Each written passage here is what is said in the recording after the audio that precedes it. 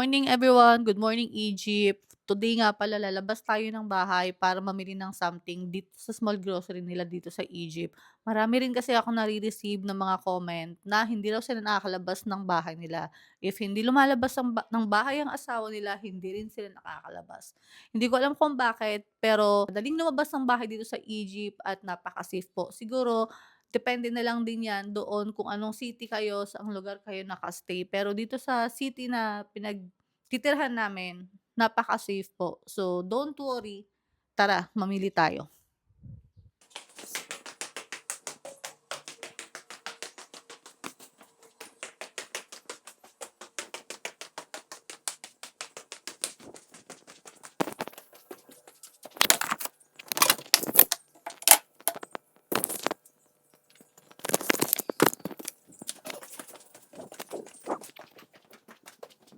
Morning yabaw!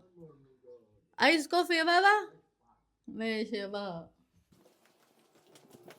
So, gagawan muna natin ng coffee yung aking father-in-law bago tayo umalis.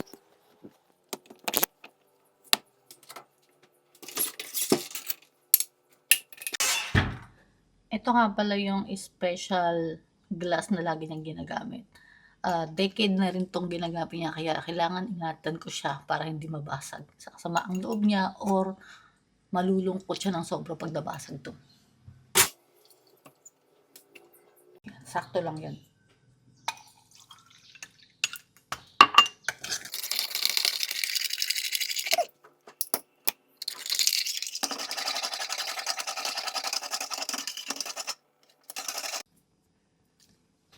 5 minutes lang 'yan guys, tapos lalabas na tayo.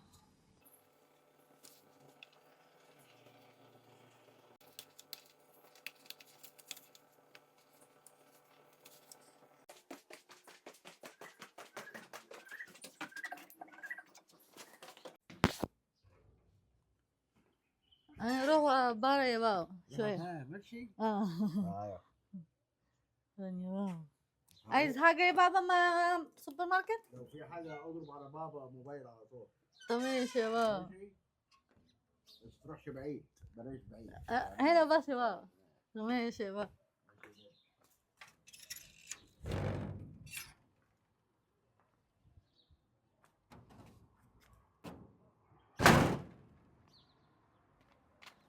So, mag-start tayo dito guys. Nakalabas na ako ng bahay. Ito yung place namin dito.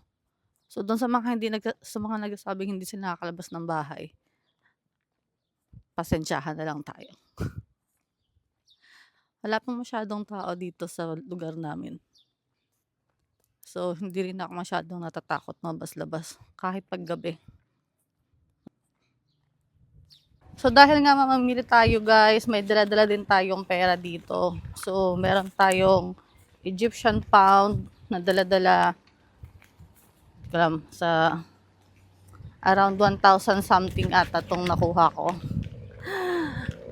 Basta, tara guys, mamimili tayo at konting walking.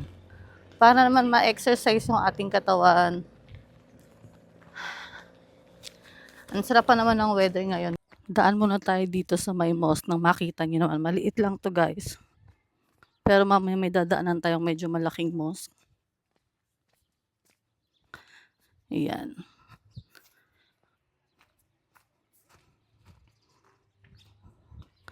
So kung mapapansin nyo, wala talagang tao masyado dito. Pero I think in the other side, mas marami ang tao kasi yan dun yung harap ng market. And transportation din.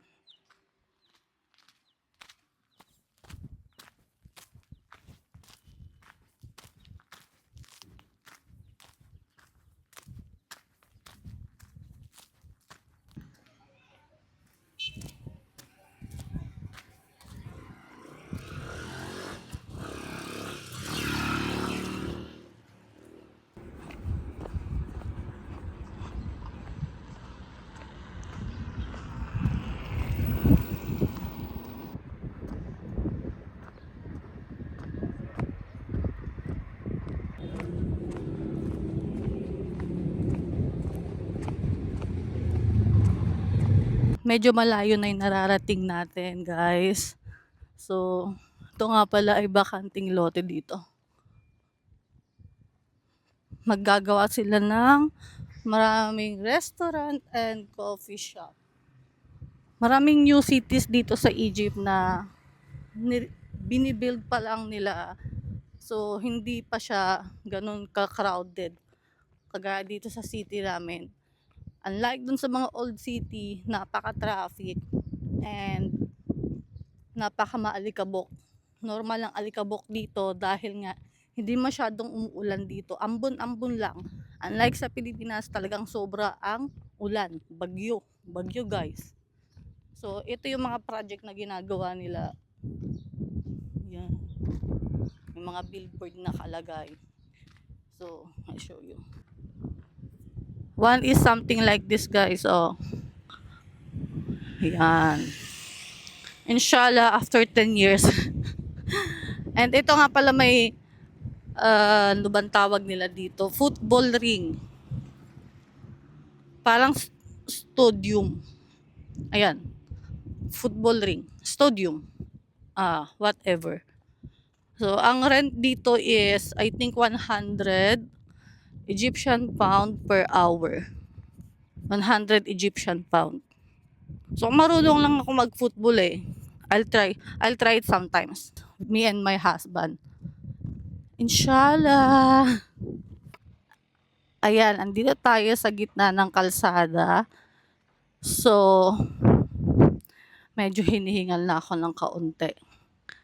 Wala pa rin masyadong tao. Malamang, pag new city nga kasi, walang masyadong tao. Welcome dito sa aming lugar, guys. Doon sa mga nagsasabing hindi sila nakakalabas ng bahay. Ayan, marami kayong malalakaran dito sa Egypt. Malawak ang lupa ng Egypt. Pero, siguro nga yung kagaya ng sinabi ko na yung mga nasa old city, ang bahay ay nasa, sabi nga niya is 4th floor o whatever floor is that. Hindi siya nakakalabas ng bahay. Hindi naman lahat ng kabayan or foreign dito sa Egypt ay hindi nakakalabas ng bahay. And take note, hindi po lahat ay Muslim. Alhamdulillah. Yun lang. Di ba? Nakita niyo naman kung gaano kalawak at kaganda ang Egypt, guys. Ba yan? So, sarado yung supermarket na dapat kong pagbibilhan. Hindi ko alam kung bakit sila sarado. Today is what? Today is Saturday. Really confusing, guys. May isa pang market dito, katabi ng mosque. Pero hindi ako masyado namimili doon kasi medyo crowded. Maraming tao. So, I'll check, guys. I'll try if hindi siya busy ngayon. Then, let's see. Tara. Yan nga pala yung market dito, guys, dyan sa loob. So, I will not be able to capture some video inside, guys. Alam nyo na. Guys, ayan, namili na tayo. Ang napamili ko lang is Pepsi, Merinda, 7-Up, at Clorox. Ang gusto ko talagang bilhin is toasted bread at saka persil, yung sabon. Nagpapawisan ako, diba? Oh, pagod yarn. Kaso wala sila. At saka yung isang market nga is sarado. Usually dun ako bumibili ng persil or something para sa bahay. Pag naglalakad lang ako, hindi siya araw-araw ha. Kasi usually nga yung asawa ko yung namimili. Tinawagan niya nga ako ngayon. At dinodouble check niya ako. Siyempre kapag ikaw ay ibang lahi dito, medyo worried din yung asawa mo. Kasi ibang lahi ka, siyempre lahat ng attention nakatuon sa'yo, lahat ng tao na tumitingin sa'yo. So, kagaya ko ngayon, habang nag-record ako, lahat ng nakakasalubong ko ay tumitingin. Hindi ka naman nila i-approach ng masama or something. Kagaya nung nasa market ako, tuwan-tuwa lang sila.